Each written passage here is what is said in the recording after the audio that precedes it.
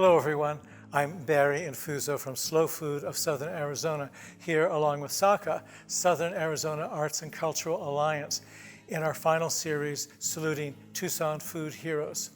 Our first session was with Christine Jensen doing tamales, and Gallery of Food is a fabulous place to visit, as well as a great opportunity to her bodega. She supports all sorts of local growers by providing their produce for sale in her store, along with cooked items that you may take and enjoy at home. Next, we had Doug Levy from Feast doing an amazing smoked tomato soup. I never thought about smoking tomatoes in my home, but Doug showed us how, along with a grilled raclette cheese sandwich and another amazing dish. And last but certainly not least is today Wendy Garcia from Tumerico. She is showing us how to prepare jackfruit. I've heard of jackfruit, I've never had it, and this is an amazing recipe. I'm so glad you're able to join that. Today I'll be doing salsas, 3 table sauces that you can use at home that are absolutely delicious and very, very versatile. I hope you'll enjoy them. Hi there, my name is Wendy Garcia and we're at Café Tumerico, and today we're going to be making tacos and from jackfruit. So I'm going to teach you how to make the jackfruit carnitas. So we got a simple ingredient right here, the one that we're going to use, the main ingredient on the tacos. This is jackfruit right here, green jackfruit. The first step, we're going to cut the jackfruit on half, so you got to be careful.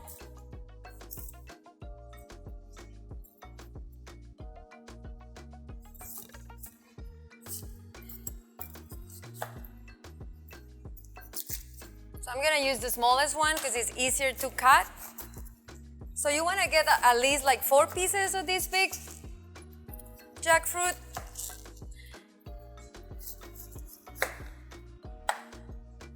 Because it's easier to work with. You can find fresh jackfruit at any of those Asian markets.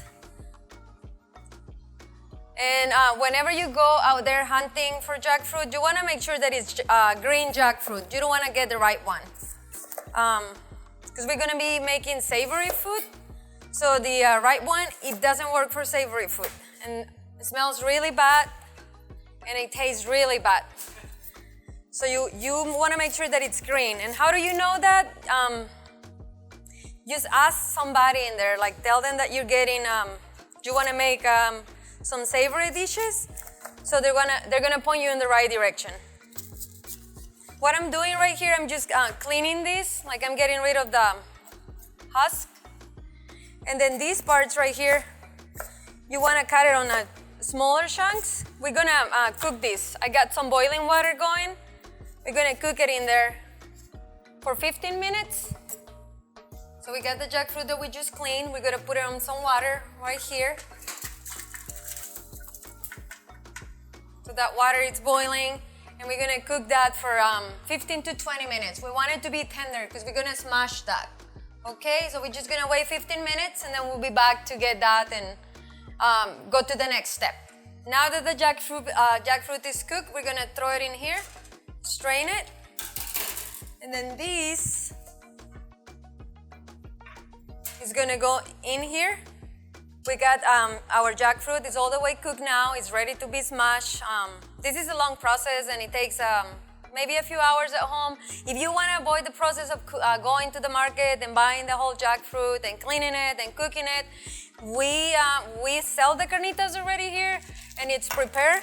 So it's already cooked, it's ready to go. Just take it home, throw it on a pan and put whatever you want on it. Or you can get it, they sell this canned jackfruit at grocery stores too. You can do that too. What we're gonna do now, it's super simple. You wanna get one of these things, a whisker. So we're gonna use a whisker to smash the carnitas. And then it should be really easy because when it's cooked, it's really soft.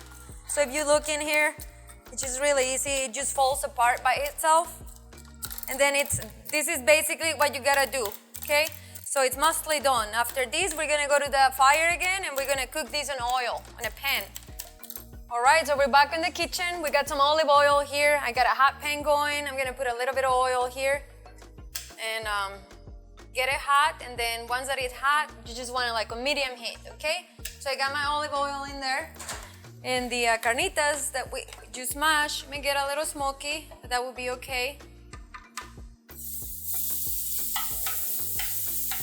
kind of like a deep fry carnita in here.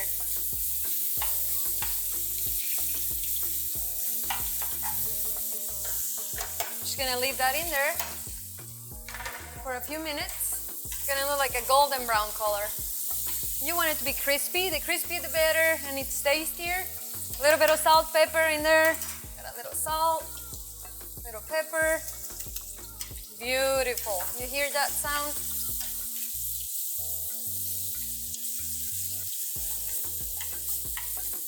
So we're ready to drain this carnita. It's ready to go. I got a strainer right here with an empty pot. I'm just gonna dump that right in there. And we got our carnita ready for any kind of tacos that you want. So we got our carnitas right here. They look a little golden brown. That's what you're looking for. That's how you know that they're cooked. And then you can tell because they're soft. They fall apart. I make a little cilantro garlic sauce. I'm just gonna put my salsa first. You want a hot pan? And this is just cilantro, garlic, because I want to make some Cuban tacos today. I want to show you how to make Cuban tacos. I got my tortillas going. I like hot food, so I'm just getting my carnitas like really hot. I like hot food, not cold food. Cold food doesn't taste good. Got some tortillas going. All right, we're back in here. We have our Cuban carnitas that we just make. We're gonna make the Cuban tacos. We're gonna need limes, a little cabbage. I made a little veggie quinoa salad just for the plate to look good. Some pico, guacamole, pickled onions, and fresh cilantro. Okay, so we got corn tortillas that we make here. I like fresh tortillas, so it's just corn, salt, water. We're gonna make the taquitos. So I like to put the carnitas first. Just a big chunk of the Cuban carnitas that we just make. We're gonna make some beans and rice for this. I love black beans for the Cuban tacos. So I'm gonna put a little bit of cabbage in there, a little salsa, and then little guacamole, because who doesn't love guacamole, right? Pickled onions that we make here, turmeric pickled onions.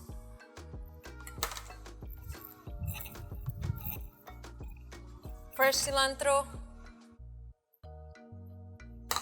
And we make our own cashew crema too in here. Look at that. And now we're gonna make some beans and rice, and we're almost done. Alrighty, so we're gonna do a little bit of Mexican rice right here. A little bit of black beans.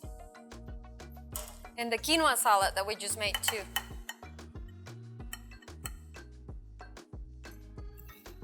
Alright, so this is it. We got our Cuban tacos, black beans, Mexican rice, super simple ingredients that you can get anywhere. And then I just taught you how to make jackfruit. So you got a recipe there that you can use for everything. That it looks like pulled meat, but you can make burritos, you can make kind of like a barbecue pulled pork.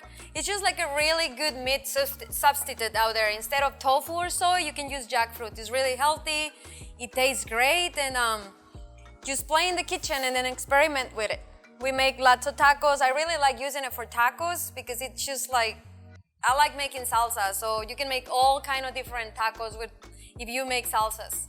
And thank you for joining us today, and please stop by Café Tumerico, try the food, say hi to us. We would love to have you, and we would love to cook for you and have fun at home making some experiments.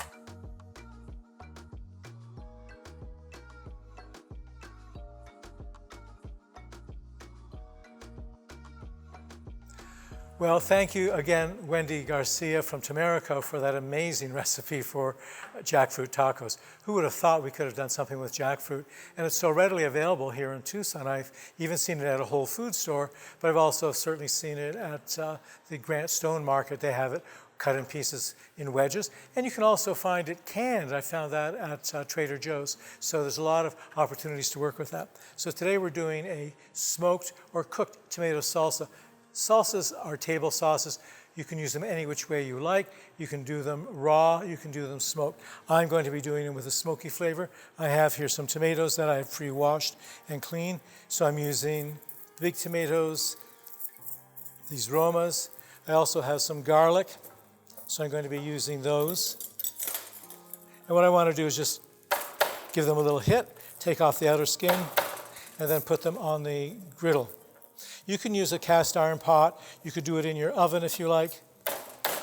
There's a lot of places to do that. Those are the flying garlic.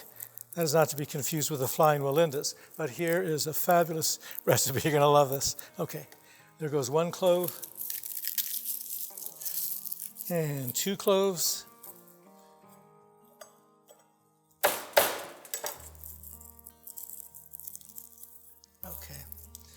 And then let's see, we want to put some chili peppers. I'm going to use the habanero. You could use any type that you like, but I'm going to use the habanero for this. And we'll see how that works for us. So what you want to do is to get like a nice little color on the tomatoes themselves. It just gives it an inherent smokiness to it, which is very, very nice. You can see that they're starting to turn a tan color. They don't have to be black, but it just gives you an opportunity to look at that. You could also use some onion in this as well. I'm using the bulb onions for this. You can see these at many markets these days. You can certainly find them in a lot of like Hispanic stores as well. I'm going to start this off by cutting off the edge on the end, and then probably open this up a little bit here too.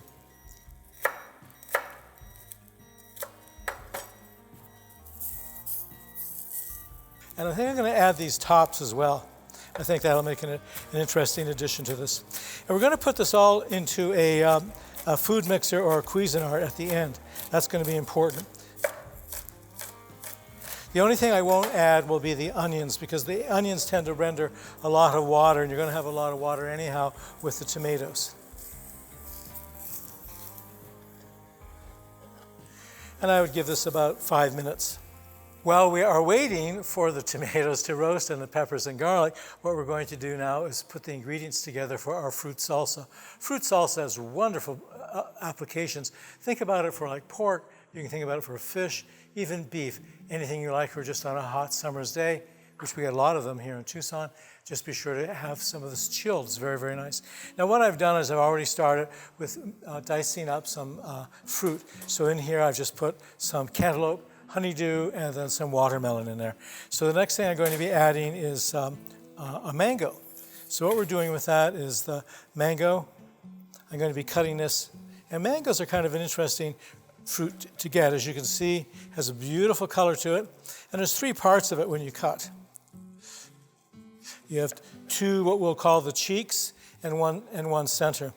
The cheek itself is very nice, but to get the flesh out, the best thing to do is just cut this on a diagonal. Decide how thick you want it.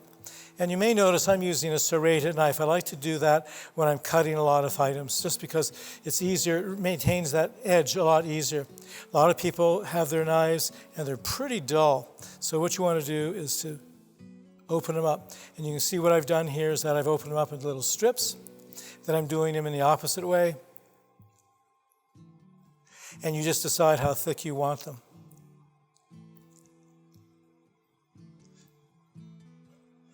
And that's it. And then we just turn them over like so, and then they're open. This is referred to as the hedgehog. I guess you can see why, but it's very, very easy cut. And then what you want to do is just take these off of here. And you just see how succulent that is. And that adds a terrific additional flavor to our fruit salsa. And I'm just going to use half, just depending on how much you're using and how much you need. But this would work very nice with the carnitas. So I'm going to just scrape that off, add these pieces into this fruit salsa here, toss that up.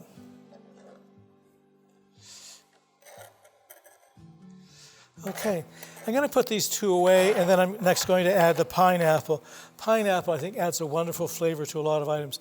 But again, you know, you're going to have this other side to do, and then you can cut around the edge of this and then remove the skin and then go right into getting the additional fruit on there. You just don't want to waste that. Beautiful pineapple. Here we see the head. All you want to do is to twist this off. It's not as hard as it sounds. There it is. Then we're going to cut into here. Get rid of that, the center part. Again, I'm using a serrated knife on here. Cutting that through. Okay. And then what I want to do here is just to cut into each of the sections. So you can see that each one is like a little segment, right? and you pull out the segments that you want.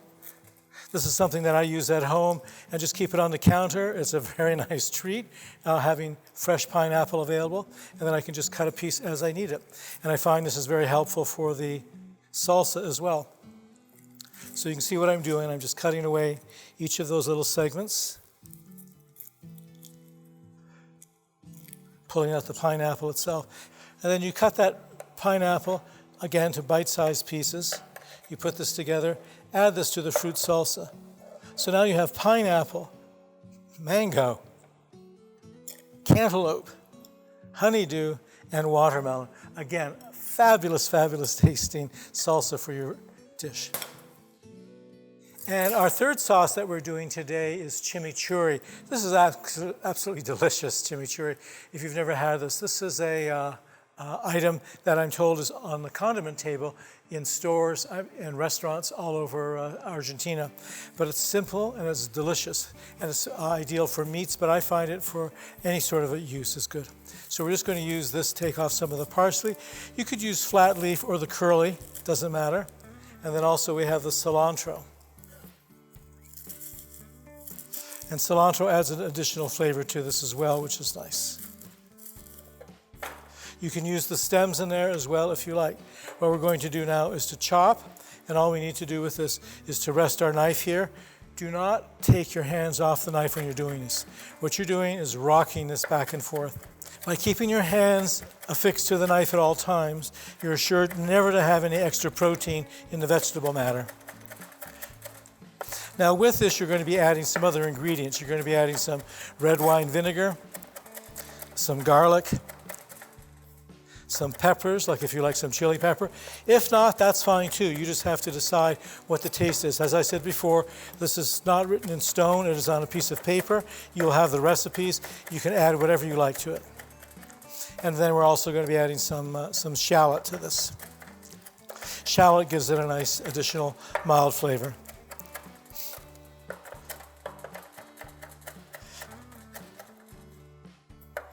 This we can add right to the bowl. And then we're going to be adding a shallot. So here again, we're going to cut off the edge of the shallot. I like to cut it in half, so I'm working with a flat surface.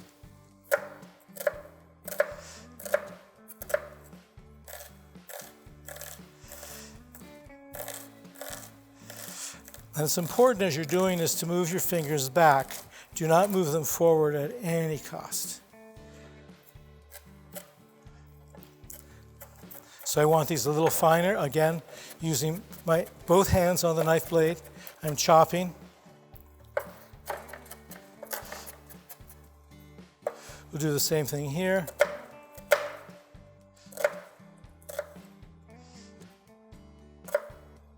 And once again, adding this to our mixture. Now we're going to be adding some olive oil and some red wine vinegar. This is about 1/2 cup. This is a little less than that of the olive oil. And about 1/4 cup of the red wine vinegar. Feel free to use balsamic if you like. That's perfectly fine too. You can add some pepper. You could use any kind of a pepper that we like, a habanero, a serrano.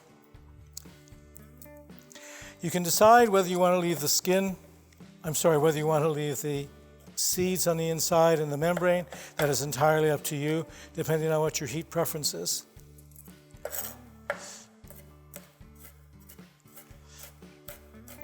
But everyone's a little different, so a lot of times it's easier just to leave it out and have someone add the heat later.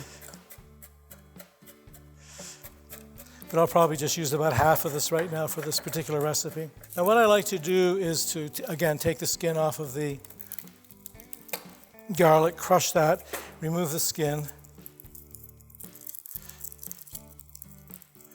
Then with that, I'm going to add some salt. I have kosher salt, again, larger crystal. And I'll put that, about a teaspoon of that right on the cutting board. This way when I cut, it gives me the grit and some friction.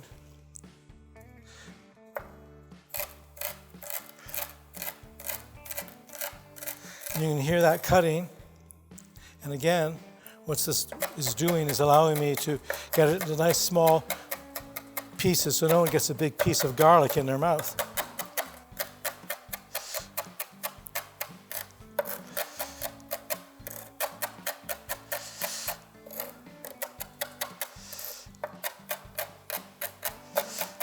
So we have a nice fine dice on our garlic.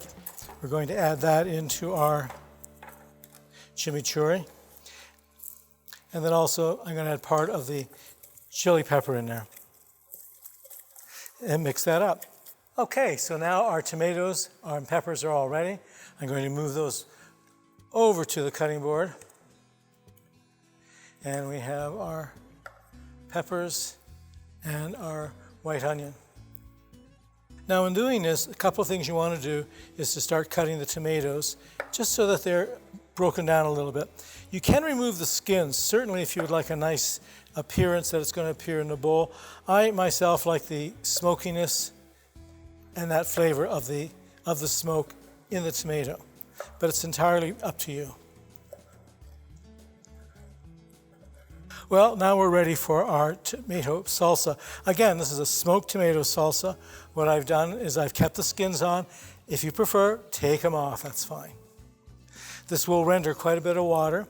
I have a couple of techniques for that as well, how to make it easy. I'm also now adding the garlic.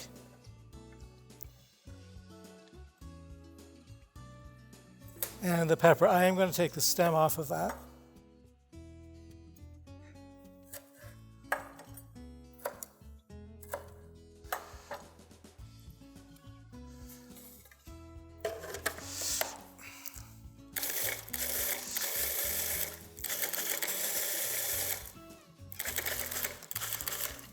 So if you are using a traditional onion that you see, a yellow onion or the white onions are very nice because they're sweet. You can use those, but again, only put them in afterwards. Don't put them in at this point just because there's going to be so much water in there anyhow with the tomato. Okay, I still have some chunks in there. Add the rest of the garlic. And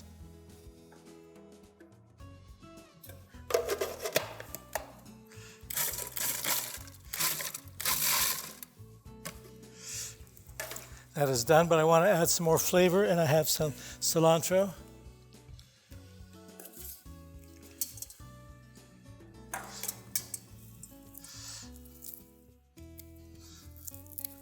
And again, this is just a taste. You decide how much you want of that. But it has a nice flavor. You could add some oil, olive oil. You could add some spices. You could add some dried peppers, anything you like. Again, your recipe.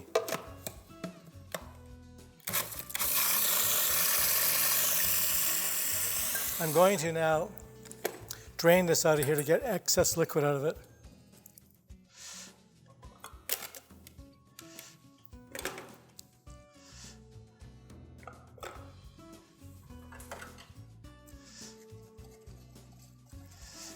And then this can go right into our bowl for our smoked salsa recipe. And there you have it, 3 table sauces already able to be enjoyed with many, many applications. And if you got some chips, perfect. And if not, don't worry about it. Anything you have will be perfect with this. Use it on meats, vegetables, anything. Well, I want to thank you all for joining us for this series of classes, and we hope to see you again in our next series as we partner with SAACA and Slow Food of Southern Arizona, saluting food heroes here in the Tucson area. Thank you.